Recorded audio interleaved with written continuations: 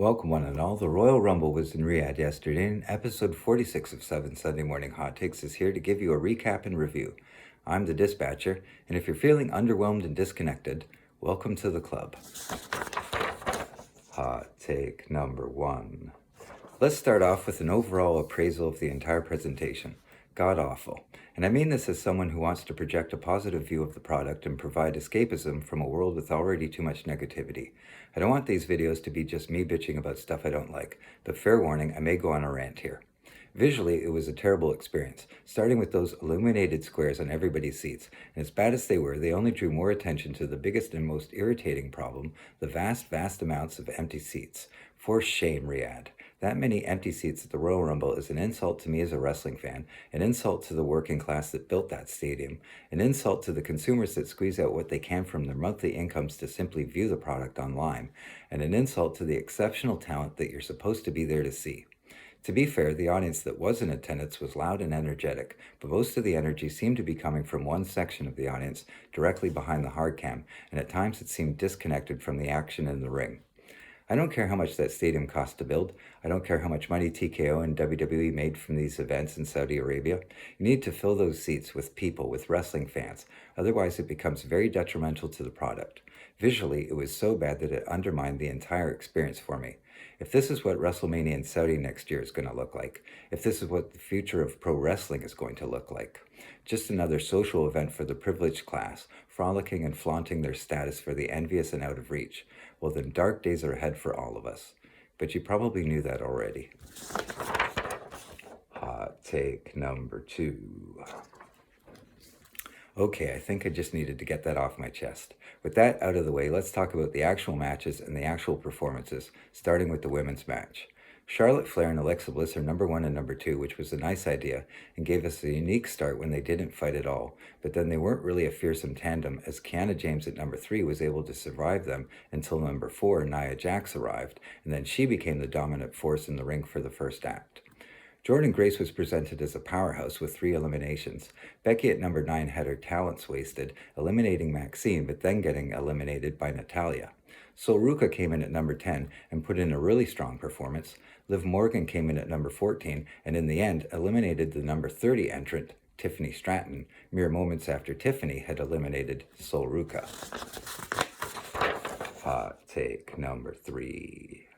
Other highlights or lowlights, depending on your point of view, the Saudi crowd going crazy for Brie Bella, the Bella twins eliminating Bayley and Lyra simultaneously, Lash Legend had a powerhouse performance with the most eliminations at 5, broken faith between teammates was a recurring theme, with Kairi Sane eliminating Asuka, Charlotte eliminating Alexa, and Liv Morgan eliminating Raquel.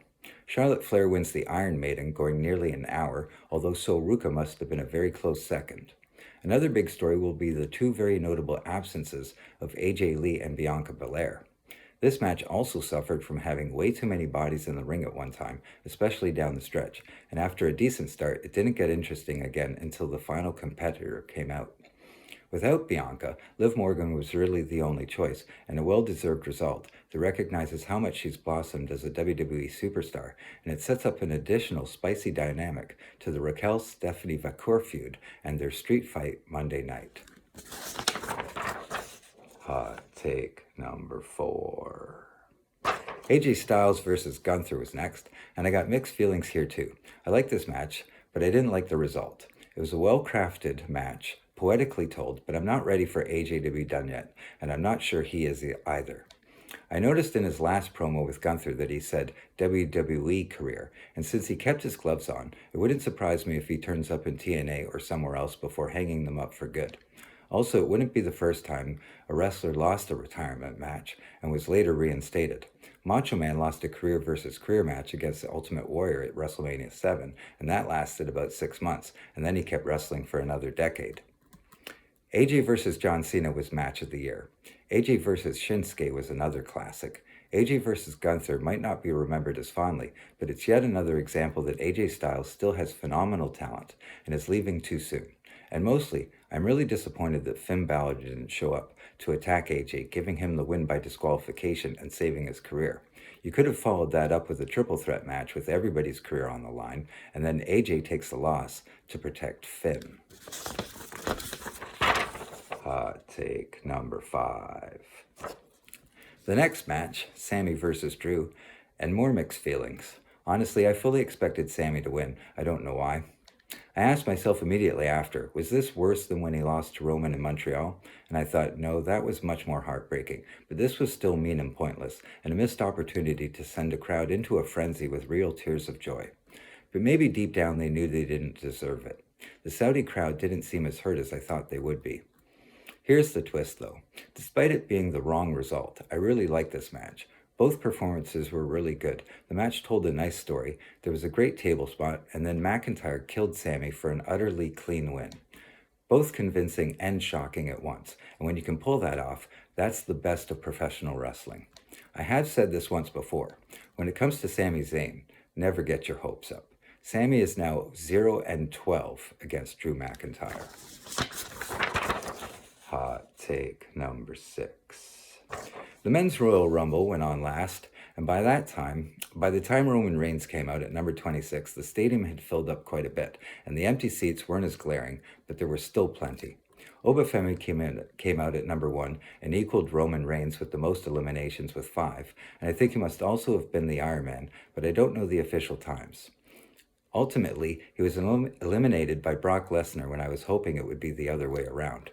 Breakker was number 2 and got eliminated right away by yet another mystery man that uses a stomp and then runs away.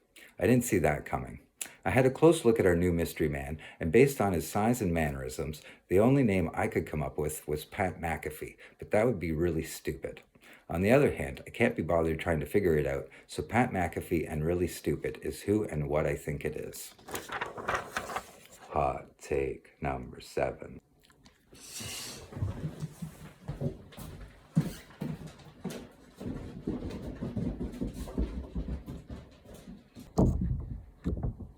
Hot take number 7. There wasn't too much in the way of storytelling nor action after the opening act. I can't believe Finn Balor and Shinsuke lost their spots to La Parka and Mr. Iguana, and only Solo Sikoa from the MFTs. Chad Gable is back, so we got 2 El Grandes, one after the other, and then they went out one after the other. A short night for Austin Theory. LA Knight eliminated Bronson Reed.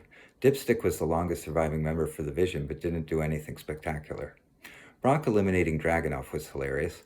Cody and LA Knight team up to eliminate Brock, but during Jay's entrance, which really diminished the impact.